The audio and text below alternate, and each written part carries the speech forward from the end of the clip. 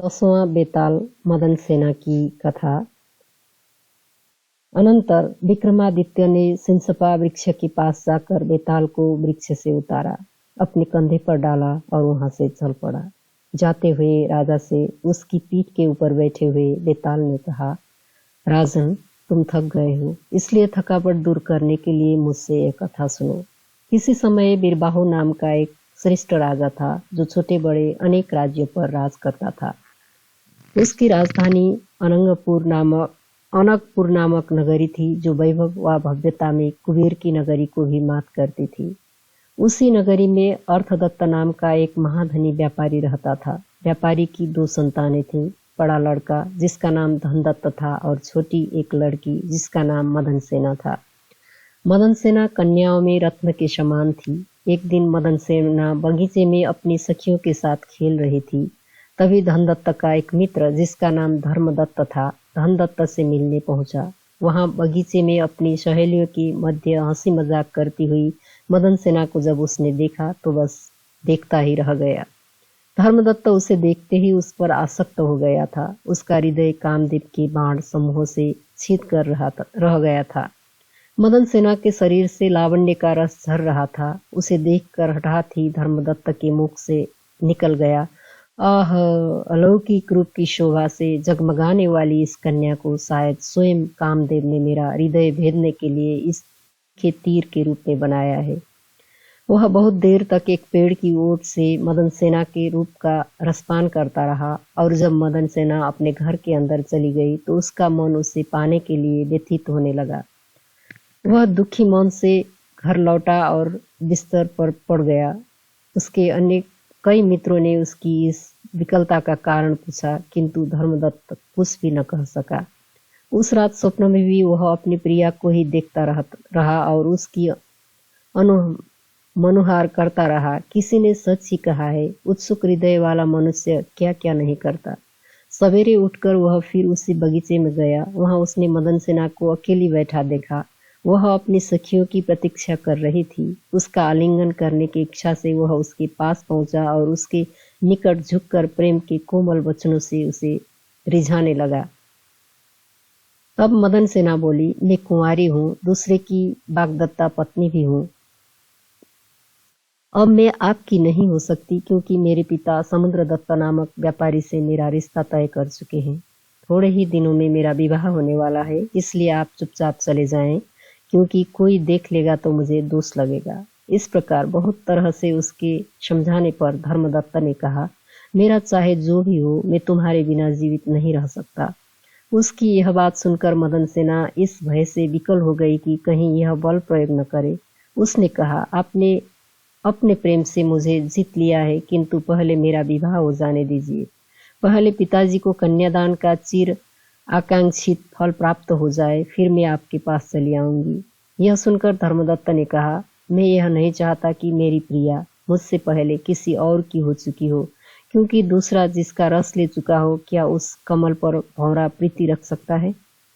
उसके यह कहने पर मदन सेना बोली, तब विवाह होते ही पहले मैं आपके पास आऊंगी और तब अपने पति के पास आऊंगी। मदन सेना के ऐसा कहने पर भी उस बड़िक पुत्र ने बिना पूरे विश्वास कि उसे नहीं छोड़ा। उसने शपथ के साथ उसे सत्य वचन में बांध लिया। तब उससे छुटकारा पाकर घबराई हुई मदन सेना अपने घर गई। विवाह का समय आने पर जब उसके विवाह का मंगल कार्य समाप्त हुआ, तब वह पति के घर आई। हंसी खुशी में दिन बिताकर रात के समय वह पति के साथ शयन कक्ष में गई। वह पलंग पर बैठकर भी उसने अपने पति समुद्रदत्त की आलिंगन आदि चेष्टाओं के स्वीकार नहीं किया। समुद्रदत्त ने जब अपनी मीठी मीठी बातों से उसे रिझाने की कोशिश की तो मदन सेना की आंखों में आंसू भर आए। तब समुद्रदत्त ने यही सोचकर कि शायद इसे मैं पसंद नहीं हूँ, मदन सेना से कहा, सुंदरी, यदि तुम्हें मैं पसंद नहीं हूँ तो मुझे भी तुमसे कोई काम नहीं है। तुम्हें जो भी प्रिय हो तुम उसी के पास चली जाओ। यह सुनकर मदन सेना ने सिर झुका लिया। फिर धीरे धीरे वह बोली, आर्य पुत्र, आप मुझे प्राणों से भी अधिक प्रिय है, किंतु मुझे आपसे कुछ कहना है। आप उसे सुने और मुझे अभय दान दें, ताकि मैं सच्ची बात आपसे कह सकूं। बड़ी कठिनाई से उसके ऐसा कहने पर समुद्रदत्त ने उसका आग्रह स्वीकार कर दिया। तब वह लज्जा व विषाद से भरी भयभीत सी बोली, एक बार जब मैं अपने बगीचे में अकेली खड़ी थी। काम पीड़ा से आतुर मेरे भाई के एक मित्र धर्मदत्त ने मुझे रोक लिया। जब वह जिद पर उतर आया तब मैंने पिता को कन्यादान का फल मिल सके और निंदा भी न हो, इस विचार से उसे वचन दिया कि विवाह हो जाने पर मैं पहले उसके पास आऊंगी, तब अपने पति के पास जाऊंगी। अतः स्वामी, आप मुझे अपने सत्य वचन का पालन करने की अनुमति दें। मैं उसके पास जाकर क्षण भर में ही आपके पास लौट आऊंगी। बचपन से मैंने जिस सत्य का पालन किया है उसे मैं छोड़ नहीं सकती। उसकी बातें सुनकर समुद्रदत्त आहत सा हो गया, लेकिन वह वचन से बंध चुका था, इसलिए सोचता रहा, अन्य पुरुषों में आसक्त इस स्त्री को धिक्कार है। यह जाएगी तो अवश्य ही, फिर मैं इसे सत्य से क्यों डिगाऊं। इससे मेरा विवाह हुआ है, इसका आग्रह मुझे स्वीकार करना ही चाहिए। यह सब सोचकर समुद्रदत्त ने उसे जाने की अनुमति दे दी। वह उठी और अपने पति के घर से बाहर निकल गई। अंधियारी रात में मदन सेना अकेले ही जा रही थी, तभी मार्ग में किसी चोर ने दौड़कर उसका रास्ता रोक लिया। चोर ने जब उससे पूछा, तुम कौन हो और कहाँ जा रही हो, तब डरती हुई मदन सेना ने कहा, तुम्हें इससे क्या प्रयोजन, मेरा रास्ता छोड़ दो, यहाँ मुझे कुछ काम है। चोर ने कहा, मैं तो चोर हूँ, तुम मुझसे छुटकारा कैसे पा सकती हो। यह सुनकर मदन सेना बोली, तब तुम मेरे गहने ले लो। चोर ने कहा, अरे भोली, इन पत्थरों को लेकर मैं क्या करूं। तुम्हारा मुख चंद्रकांत मणि के समान है, काले केस नागमणि के मानिंद है, कमर हीरे का समान है, शरीर सोने जैसा है, अब ये पद्मराग मणि के समान है। तुम स्वयं एक जीती जागती अप्सरा हो, मैं तुम्हें किसी तरह नहीं छोड़ूंगा। चोर के ऐसा कहने पर उस वणिक पुत्री ने विवश होकर अपना वृत्तांत सुनाने के बाद उस चोर से प्रार्थना करते हुए कहा, क्षण भर के लिए तुम मुझे क्षमा करो, तुम यहीं ठहरो, तब तक मैं अपना वचन पूरा करके शीघ्र ही तुम्हारे पास आ जाऊंगी। मैं अपने इस वचन का उल्लंघन नहीं करूंगी। यह सुनकर उस चोर ने उसे सच्चाई पर अटल रहने वाली समझा और उसे छोड़ दिया। तत्पश्चात वह चोर वहीं रुककर उसके लौटने की प्रतीक्षा करने लगा। मदन सेना धर्मदत्त के पास पहुंची।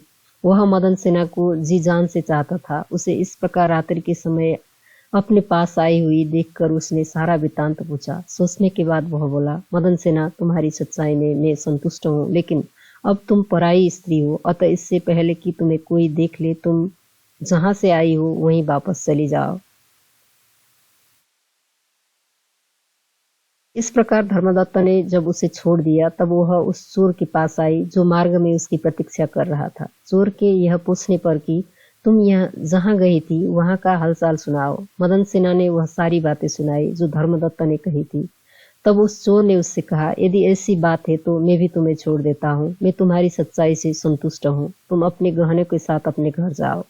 इस तरह चोर ने भी उसे छोड़ दिया और उसकी सुरक्षा के लिए उसके साथ साथ चला। मदन सेना अपने सील की रक्षा कर सकी थी, इसलिए वह प्रसन्नतापूर्वक अपने घर पति के पास लौट आई। छिपकर उस सती ने अपने घर में प्रवेश किया और प्रसन्नतापूर्वक अपने पति के निकट गई।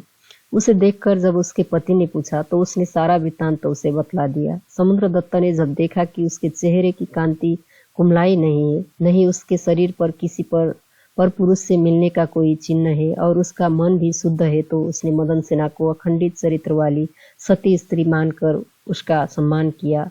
अनंतर वह उसके साथ सुखपूर्वक सफल दाम्पत्य जीवन निर्वाह करने लगा। उस शमशान में यह कथा सुनाकर बेताल ने राजा विक्रमादित्य से फिर यूं कहा, राजन, अब यह बतलाओ कि उस चोर और उन दोनों वणिक पुत्रों में से त्यागी कौन था। यदि जानते हुए भी तुम इस प्रश्न का उत्तर न दोगे तो तुम्हारा सिर 100 टुकड़ों में फट जाएगा। मौन त्याग कर राजा ने बेताल से कहा, हे योगेश्वर, त्यागी उनमें से वह चोर ही था, दोनों वणिक पुत्र नहीं। समुद्रदत्त ने उसके विवाहित होने पर ही उसे त्याज्य समझकर उसका त्याग किया था। वह कुलीन वणिक अपनी स्त्री को दूसरे के प्रति आसक्त जानकर भी कैसे अपनाता। दूसरे वणिक का हृदय वेग समय पाकर मंद हो गया था। फिर उसे इस बात का डर भी हुआ होगा कि सारी बातें जानकर उसका पति सवेरा होने पर राजा से कह देगा तो राजा उसे दंड दिए बिना नहीं मानेगा।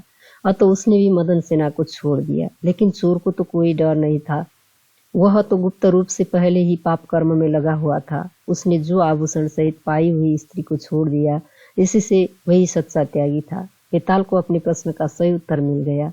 अतः वह पहले की भांति भी राजा के कंधे से फिसल कर वापस सिंसपा वृक्ष की ओर उड़ गया। राजा भी अपना असीम धैर्य खोए बिना उसे ले आने के लिए पुनः उस ओर चल पड़ा।